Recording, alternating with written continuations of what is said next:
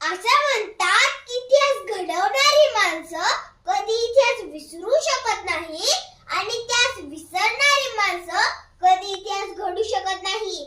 अशीच कथा सादर करण्यासाठी मी येत आहे वैदेही विवेकानंद खामकर इयत्ता 3ची विद्यार्थिनी, शाळा जिल्हा परिषद प्राथमिक शाळा फत्याबाद, तालुका श्रीरामपूर, जिल्हा अहिल्यानगर. माझ्या वेशभूषेचं नाव आहे स्वामिनिष्ठ शिवा. बाहेर मुसळधार पाऊस पडत होता आणि राजे स्वतःच्या मनाशीच काहीतरी म्हणत होते. जगदंब, या सिद्धीला आता जरा शिकवायलाच हवा.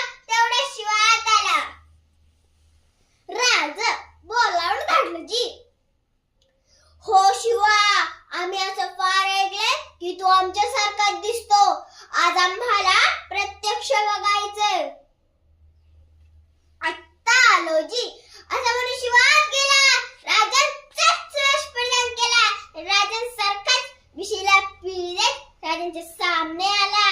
कसा दिसतो जी. आणि बघत राहिली राजे.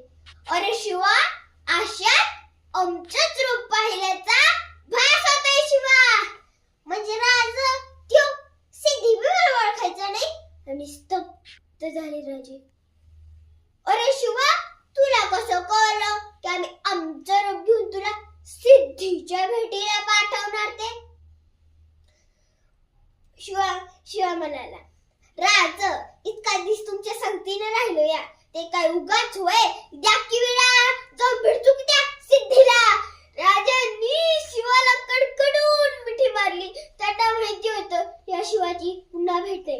डाव ठरला. राजांनी सिद्धीला निरोप पाठवला. आम्ही तह करायला तयार आहोत. बाला है दक्कन का चूहा हमारे मुट्ठी में. हा हा हा. शिवाजी शरण येणार या वार्तेने सैन्य बेसावत झाले. शिवाजी महाराजांनी या धीराचा फायदा घेतला. ठरल्याप्रमाणे 2 पालख्या तयार केल्या. एका मध्ये स्वतः राजा बसले आणि दुसऱ्या पालखीत बसला शिवा काशीद. राजाची पालखी आडवाटे रिक्षात गडागड जाणार होती आणि शिवाची पालखी सिद्धीच्या भेटीला. सिद्धी वाटच पाहत होता. पालखी आली. आओ शिवाजी राजे आओ. शिवा पालखीतून खाली उतरला. गळा भेट झाली आणि शांत झाला सिद्धी.